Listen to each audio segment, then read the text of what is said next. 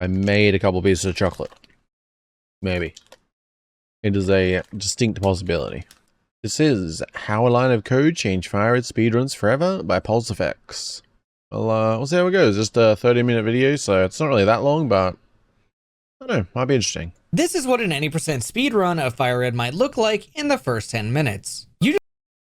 This is what an 80% speedrun of FireRed might look like in the first 10 minutes. You just got your hands on a Squirtle with stats that are through the roof and a plus special attack nature. Seeing this Squirtle, you're hit with a huge wave of dopamine because you've been resetting for good stats for about 30 minutes. You head down to exit the lab and take out your rival in a pinch. Things are looking good up until you step onto Route 1. You hear the encounter sound and it's a Pidgey. Cool, time to run. Oh, and another one, and another one. Well, this sucks. I really wanted a Rattata because, you know, they're easy to take out, but it's just fine. I'll just KO the Pidgey for some EXP. And you do. But by the time you're done with the battle, you're left at half your HP. Just gotta hope for the best now as you step into the forest where he's waiting for you. The bug catcher. He walks up to you with an all too familiar, "Hey, wait up.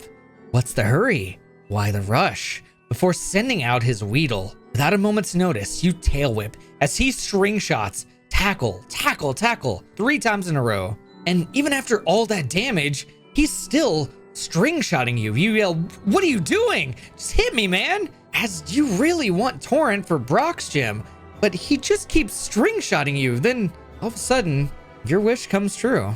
He poison stings you straight into 20% of your HP with a critical hit, followed by a poison status. You and him both are now one hit away from getting KO'd, but you know there's only one way for you to lose.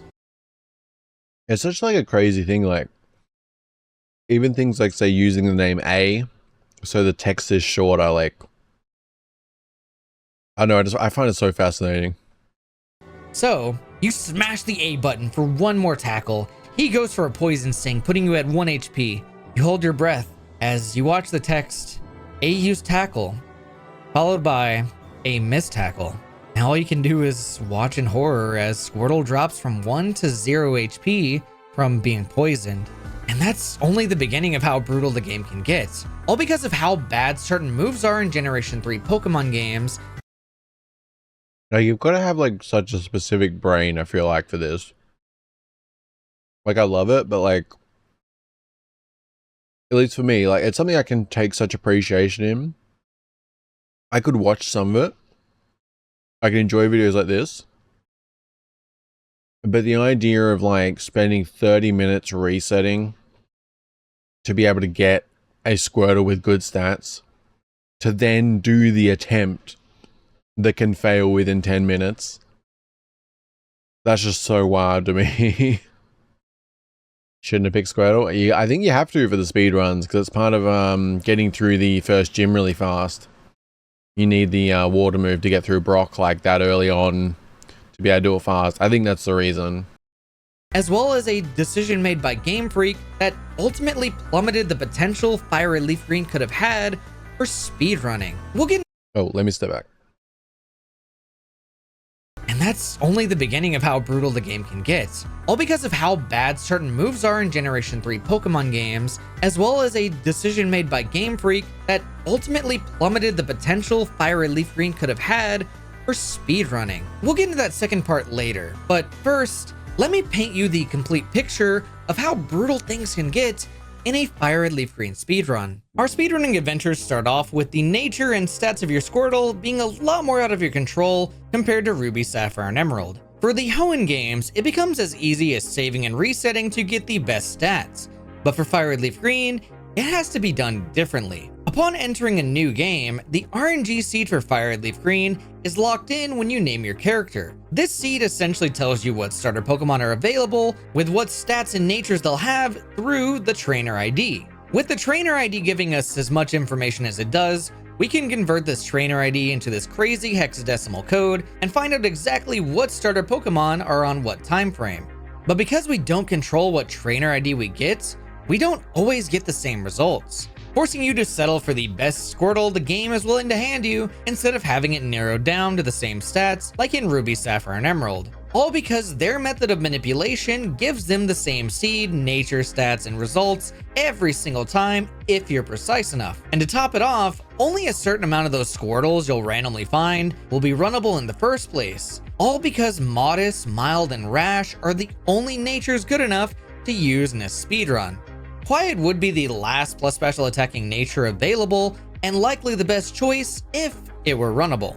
But since speed is the stat that probably saves the most amount of time, it just ends up not being worth it to run Quiet Nature in the first place. All because going before your opponent or not giving them a turn at all saves a lot of time. But what saves even more time than that is the moves Squirtle can take advantage of. Moves like Bubble are quite pathetic in Generation 3 since it only has a total base power of 20. But even though it's a bad move, it's the fact that you get it so early on that makes such a difference when comparing it to the other starter Pokemon. Mainly because they'll need a lot more levels to get good enough moves to beat Brock with. The next two moves Squirtle. Okay, so it was that. I thought so. Man, that GBA brings back memories. Yeah, same. So much Pokemon Ruby for me. Speed go, bro. Squirtle gets are arguably the most important moves that make Squirtle ultimately the king of Fire-Red Leaf Green. Bite and Mega Kick. Mega Kick is a terrible but fantastic move that capitalizes on the high risk, high reward aspect of speedrunning, while Bite is literally the best move in the game. Bite is actually so important that if Charmander had access to it in its Generation 3 move pool, it would be the fastest Pokemon for this speedrun. All because Dark is a special attacking type in Generation 3 that gives you the ability to combat water, grass, rock, fire, and ground type Pokemon in ways that are sometimes better for speedrunning, like how you can avoid super effective techs with it. And it's in this combination of Mega Kick, Bite, and Water moves that you'll save so much time in the early and mid portions of the game. Portions such as most rival fights, Misty, every spot that they menacingly stuck Oddish or Bellsprout into, and finally, Rock Tunnel. For the late game, the big time saver will be Blizzard. Blizzard basically becomes the cherry on top that gives us the power to completely rely on our special attacking nature from that point forward. A move that comes to us at such a perfect time since all those evil grass type Pokemon have fully evolved, on top of Lance being right around the corner, giving us the ultimate coverage unmatched by any of the other starters. And with this ultimate toolkit setting us up, we just need one more massive mechanic to save time, which was introduced in Generation 3, the ability mechanic. By putting ourselves constantly at 1/3 of our HP or lower, we can boost water moves like Bubble, Water Gun, Water Pulse, and Surf. This saves a rough estimate of about 2 to 5 minutes purely from KOing Pokemon faster than normal.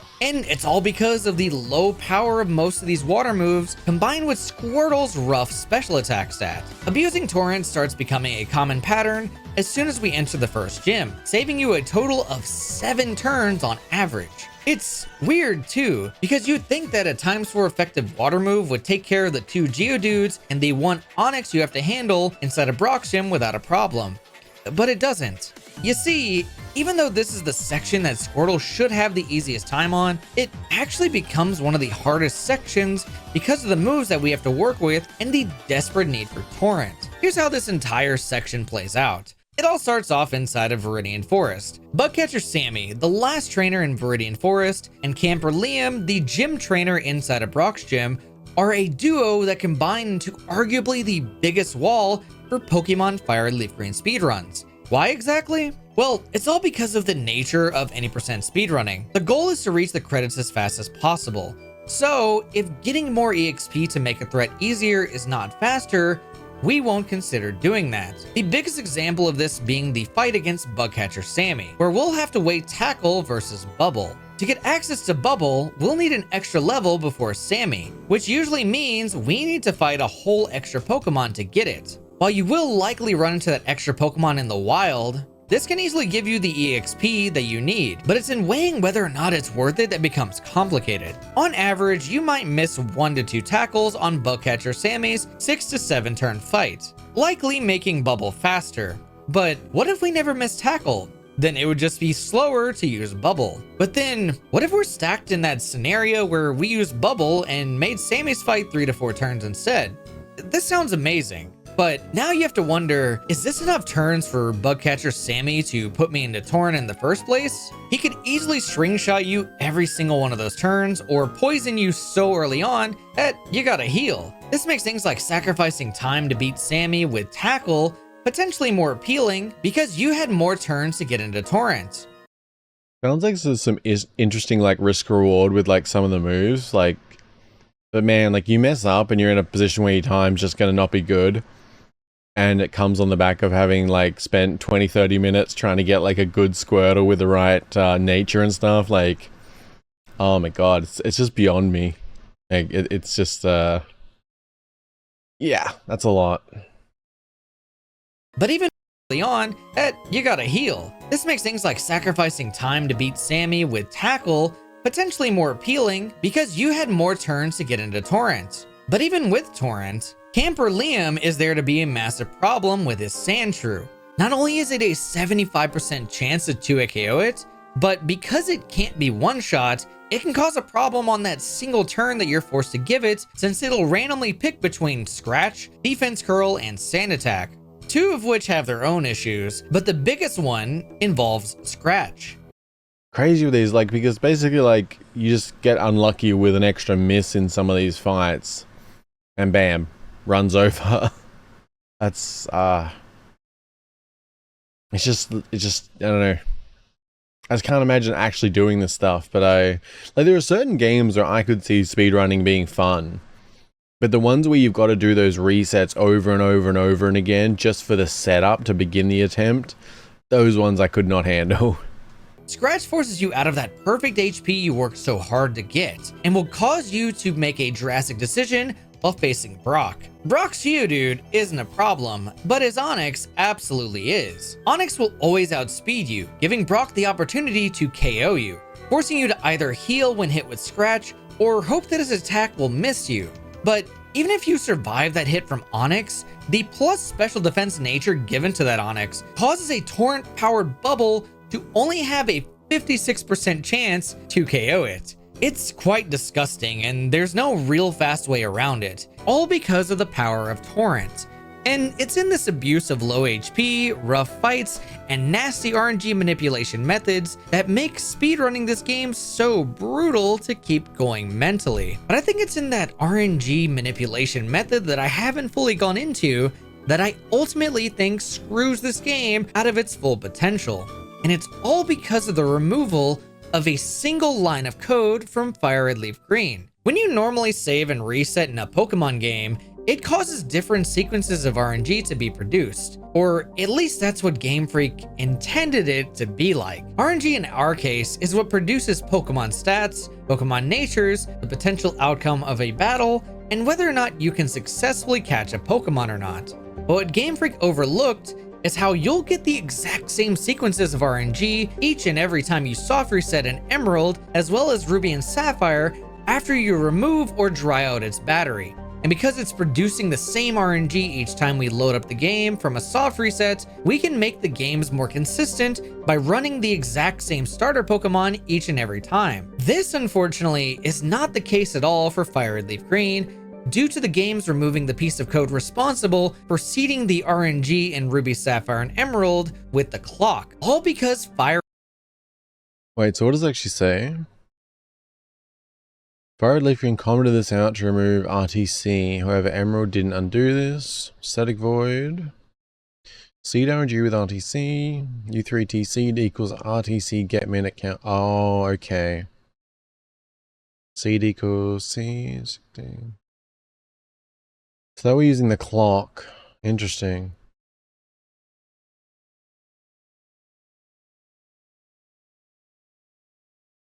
Let me go.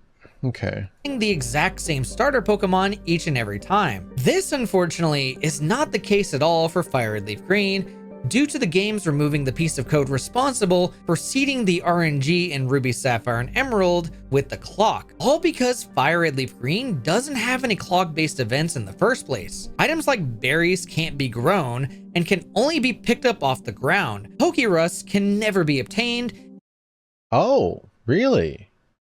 and will never go away if transferred from another game. And even Pokemon like Eevee cannot evolve into Umbreon or Espeon. This all meant that Game Freak needed a new method to seed RNG, which would be partially through the title screen. You see, this lovely Venusaur or Charizard title screen scrambles RNG at a rate that is almost 4 times as fast as the game actually plays. And on top of this insane speed, it can also precisely tell how long the title screen has been playing for, the exact moment you press a button on the title screen, as well as how long you took to hold or release that button while the title screen is playing. This makes manipulations through saving and resetting stupidly precise and overall just not worth it. I mean, yeah, but it does work for RNG.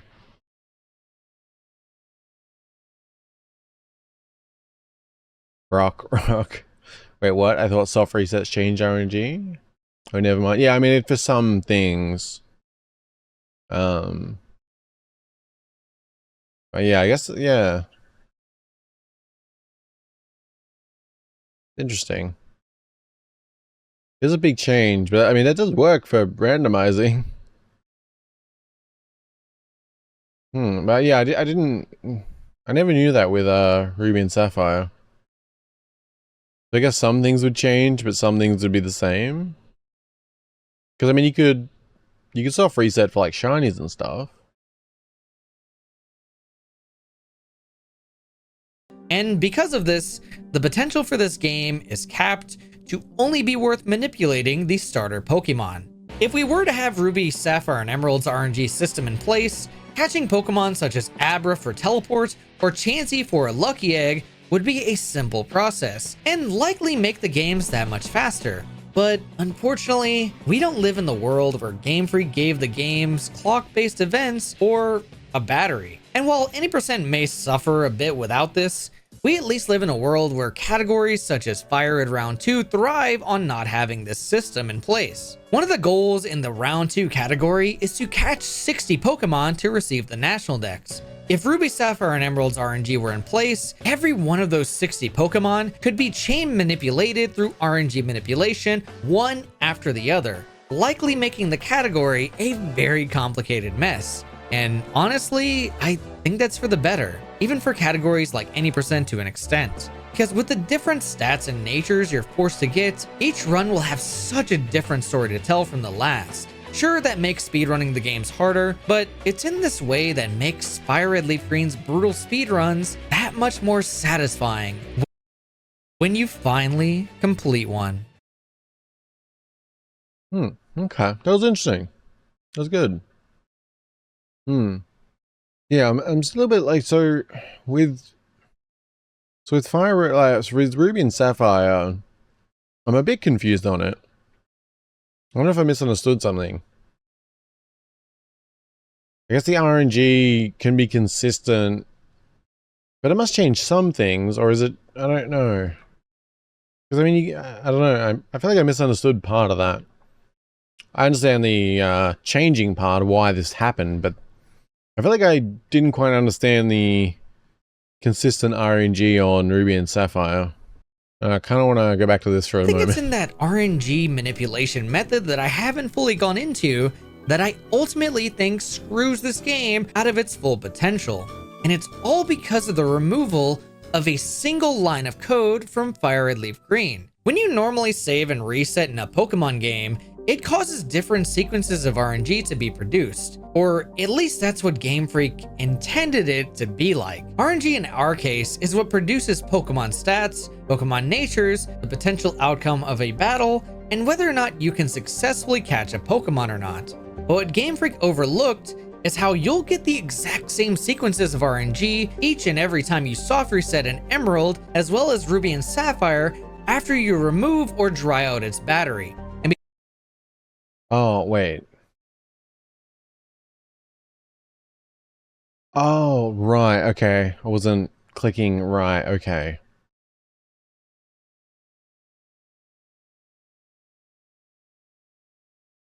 Right. Okay.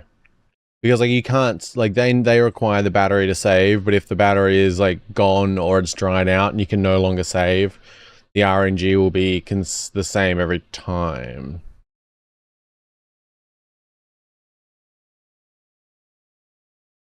Which I assume, is that that must be soft reset specific, right? You'll get the successfully catch a Pokemon or not.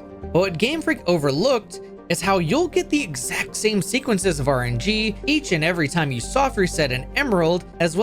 Right, so a hard reset would change your RNG. But a soft reset would hold the same when you have no battery. Ah, okay. Yeah, okay, that makes sense to me now, right. So no battery, yeah. Hard reset would still change the RNG. But if you did a soft reset, it would keep the same. So I assume that means you would be able, like, the point would be that you can keep hard resetting to get the RNG you want. Then once you get it, you can just stick to soft resetting so you can hold that RNG and do your runs over and over and over again. Like if you were trying to find, you know, the right mudkip or whatever, you'd hard reset till you get it. And then you do your run, you fail, you can just soft reset, you already got that mudkip, and you can keep soft resetting from there, right? But since Leaf Green and Fire Red didn't use the clock, and the menu was the point of RNG, every time you soft reset, you'd use the menu slightly differently, which would result in that changing every time. Okay. Just want to like get that clear, make sure I understand. Hopefully, yeah, okay. Very interesting.